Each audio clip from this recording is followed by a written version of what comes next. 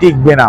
অনেকে অনেক ধরনের কথা বলেন, কেউ কেউ বিভিন্নভাবে নিজেদের আপনার বডি ল্যাঙ্গুয়েজ এবং নিজেদের ল্যাঙ্গুয়েজকে অত্যন্ত অসংযতভাবে আমরা দেখতেছি পথসভার মধ্যে ওনারা বলার চেষ্টা করছেন, অর্থাৎ এক ধরনের উস্কানিমূলক কর্মকাণ্ড করছেন, যেটি সত্যিকার অর্থে রাজনৈতিক পরিবেশ ক্ষুণ্ণ করার অপচেষ্টা। আমি মনে করি ধানের শীষের নেতা কর্মীরা অত্যন্ত সুশৃঙ্খলভাবে সাধারণ মানুষকে ঐক্যবদ্ধ করে আগামীর বাংলাদেশ তারেক রহমানের নেতৃত্বে গড়ার জন্য যে জনজোয়ার সৃষ্টি হয়েছে সেটিকে ধরে রাখবে এবং জনগণকে সাথে নিয়ে 12ই ফেব্রুয়ারি ভোট বিপ্লবের মাধ্যমে ধানের শীষের বিজয় সুনিশ্চিত করবে এই হাকিমপুর পৌরসভার এবং এই জনপদের মানুষগুলো।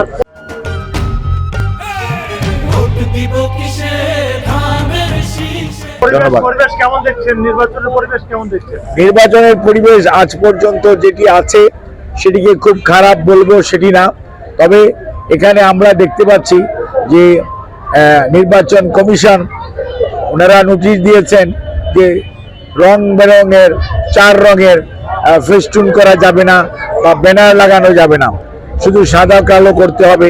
কিন্তু ওনারা আমরা কোনো প্রার্থীর আমরা দেখছি যে এই 4টি উপজেলা এবং 3টি পৌরসভার মধ্যে তারা বেশ রং বেরঙের ফেস্টুন লাগিয়েছে এবং কথা ছিল পচনশীল দ্রব্য দিয়ে করতে হবে, কিন্তু এগুলো পচনশীল দ্রব্য দিয়ে করা নয়। এ ব্যাপারে নির্বাচন কমিশনের স্থানীয় সহকারী রিটার্নিং অফিসার এবং জুডিশিয়াল ম্যাজিস্ট্রেটরা কি দায়িত্ব পালন করে আমরা এগুলো দেখতে চাই, যে ওনারা কি অভিযোগের জন্য বসে থাকে না ওনারা সত্যিকার অর্থে স্বপ্রণোদিতভাবে কোনো দায়িত্ব পালন করে, এটি এখন দেখার বিষয়। তাহলে বোঝা যাবে যে নির্বাচন কমিশনের স্থানীয় কর্মকর্তারা কতটুকু দায়িত্বশীল আচরণ করছেন, কতটুকু নিরপেক্ষভাবে তাদের দায়িত্ব পালন করছেন।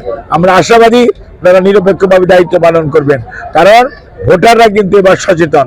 ভোটাররা কোনো অবস্থাতেই এই ওনাদেরকে কোনো দিকে হেলে পড়ার সুযোগ দিবে বলে আমি মনে করি না। ধন্যবাদ।